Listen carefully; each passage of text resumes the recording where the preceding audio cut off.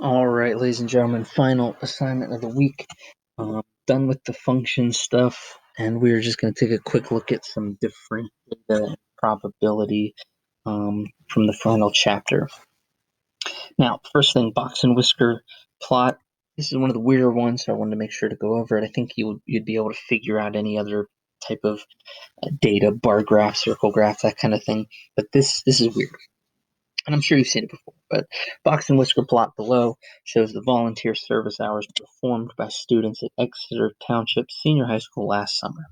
Now, there's volunteer hours, there's the number of hours listed on a number line, and there's some dots and some lines. And what I wanted to show you real quick is just what does this all mean? Now, first off, this graph tells us nothing about how many people performed service hours. Could be 100, could be 200, could be 50. But what we do know is that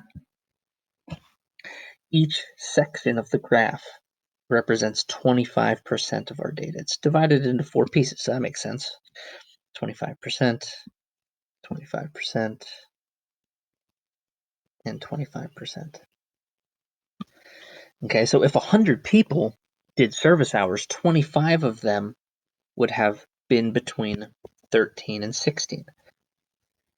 25 of them would have been between 16 and a half and 20. 25 of them would have been between 20 and 23, and so on.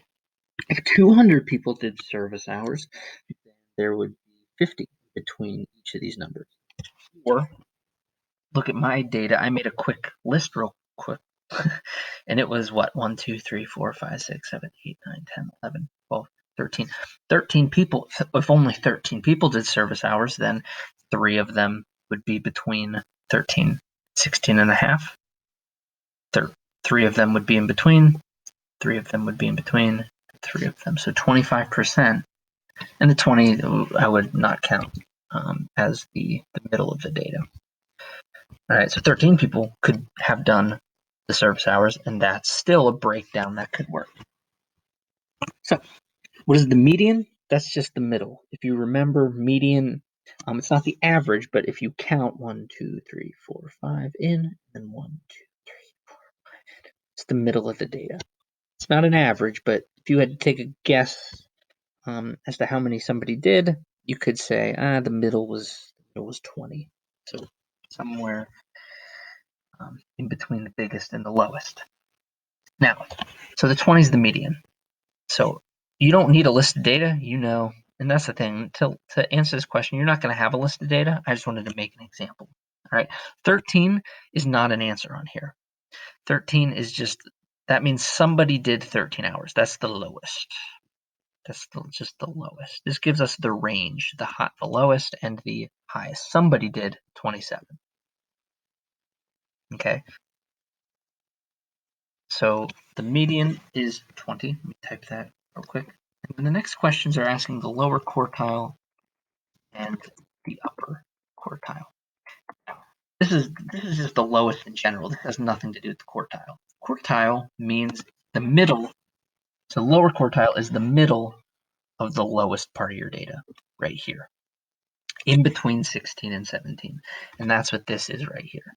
Your lower quartile is this right here, and that means your upper quartile is the middle of the highest part of your data. Again, you do not need a list, but it's in between 22 and 24, which would be 23. So the lower quartile is basically just saying, what's the middle of the lowest part of your data? 16 and a half hours. The upper quartile is 23 hours. So you don't need a list of data. You just need to know that your median is right in the middle here. Here's your lower quartile, and then here's your upper quartile. Now, the final question is asking what percentage of data is between 13 and 20? Well, how many 25% are there? There's 25% here and 25% here. So from 13 to 20 is 50% of your data. You just need to look at how many quartiles are covered by that question. 50% of your data is in between. All right. The next part is going to be dealing with probability. Now, probability of something happening is represented as a fraction. Now, you might have heard like, oh, the probability of something is 50%. Fractions and percentages are the same thing. We're going to keep it as a fraction. If you feel the need to make it a decimal, or I'm sorry, percentage, you can certainly do that, but that's not necessary. Two parts to probability as a fraction. First is the total possible outcome. And then on top is just the outcomes it's looking for. So for example, this is dealing with pulling a card out of a deck of cards. How many cards are there in a deck? There are 52. So if I were just to pick a card, there are 52 possibilities. That's what it means by total outcomes. There are 52 outcomes that could happen if I pick a card. Could be a 2 of hearts, could be a 3 of diamonds, could be a queen of spades. There are 52 possible outcomes for a deck of cards. And it's saying, what is the probability of just pulling a diamond from the deck? Now, there are 13 hearts. There are 13 diamonds. There are 13 spades. There are 13... I never know. Is it clubs? Is it clovers? Is the spades considered clubs? I think those are clubs, even though it's definitely like a clover shape. Either way, 13 diamonds out of the 52 total outcomes. That is your that's your probability, 13 out of 52. Now, something else I wanted to mention is if you do have a fraction, I would prefer if you simplified it. Both of those numbers are divisible by 13. So it's a 1 out of 4 chance, probability is 1 out of 4 that you will pull a diamond from the deck, because the diamonds make up 25% of the deck. They make up 1/4 of the deck. So when you go to type your answer, if you want to take a picture of this, you can. If you have 13 over 52, that's fine. I'm going to take it. But if you want to put both, you can put both. And so when I say put both, you can put both. That is fine. If you just have 13 over 52, I would accept that. That is true. That is also probability. All right, the next one. What is the probability of rolling a 1 or 4 on a standard dice? Well, a standard dice has 6 sides. So you could roll a 1, you could roll a 2, you could roll 3, 4, 5, or a 6. So how many possible outcomes are there? There are 6 possible outcomes. That's on the bottom. Now, how many out of those 6 would we possibly roll a 1 or a 4? That's 2 of the sides on a 6-sided die. So it's 2 out of 6, or a 1/3 probability that you will roll a 1 or a 4. So make sure you include both of those things in there. So it's a 1 out of 3, or a 2 out of 6, if you want to say 2 out of 6, probability that you will roll a 1 or a 4. And like I said, you can type both if you would like. You can take a picture of that, whatever you need to do. Now, at a fair, people were asked to judge the fruit submitted. What is the probability that a person voted for apples or oranges? Now, take a quick look at the graph. Number of people is our y-axis, and then across we have each of the categories. What you need to do is you just need to add up the total. So remember, it's total outcomes, so total voters, and then how many voted for apples and oranges. So let's go ahead and do this. Let's add it all up. So there's 35 people who voted for apples, 30 who voted for oranges, 10 that voted for bananas, 25 that voted for kiwis, 40 that voted for blueberries. Wow, wouldn't have guessed that. And 5 who voted for grapes. If you add it all up, it's 145 total voters. And then it's asking, what's the probability that if we picked up one person out of that 145 that they voted for apples or oranges? Right here's our apples and oranges. So 65 people for apples and oranges. And so it's going to be 65 out of 145. 65 people who vote for apples and oranges out of the total voters. And you can reduce that to, I think it's 13 out of 29. Yeah. All right, I did want to show you real quick.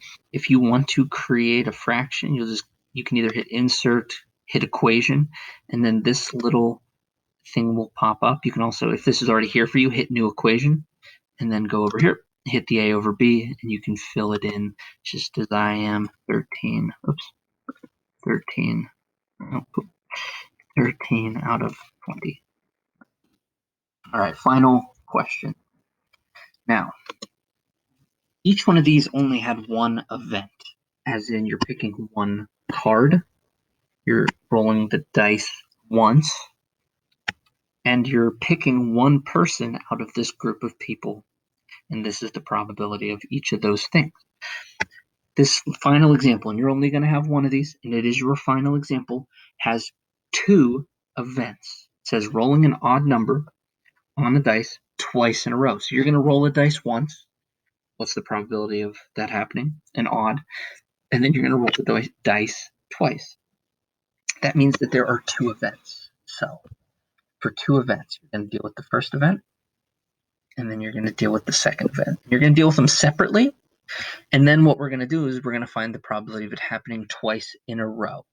Okay, so first off, just for one event, you have the dice, you have 6 sides. Let's roll the dice once. What's the probability out of 6 possible outcomes that we roll an odd? There's 1, 2, 3. 3 out of 6 that we're going to roll an odd. Now that's the first event. Now take the second event separately. The odds are the same, right? 3 out of 6. The probability is the same. 3 out of 6. Now think about it this way. If I roll it once and it's a 1/2, which these can be reduced, it's a 1/2 probability that I will get an odd number, and it's a 1/2 probability that it happens again. The chance of it happening 2 times in a row would be less likely, right? It's going to be harder to get an odd on both. So the probability is going to go down. So the way we deal with it for compound probability, 2 events, is we're going to multiply straight across. 1 times 1 is 1. 2 times 2 is 4. So if you have to deal with compound probability, 2 things happening in a row, you have to multiply the probability of each event, because it's not going to be it's 1/2 chance that you're going to roll an odd once, but to do it 2 times in a row is going to be a 1 out of 4 possibility. And that'll be about it. So make sure you type 1/4. If you kept it like this and you didn't reduce, it would be, what is that? 9 out of 36. That's same thing as 1/4, but either way, that's what you